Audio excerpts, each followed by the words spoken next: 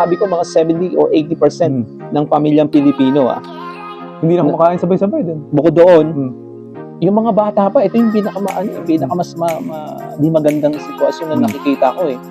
Actually, hindi lang naman sa Pilipinas, sa buong mundo siguro ito nangyayari. Yung napakain yung bata at the young age, meron ng ano kaagad, may tablet na dyan. Wala na, hindi na nanamnam yung may mobile dyan. Tapos kumakain. Di ba? Nung kabataan natin, no? Sa kabataan natin. Ito lang, ang hirap din i-apply. So, napakahirap na, pero dapat natin din maintindihan ito.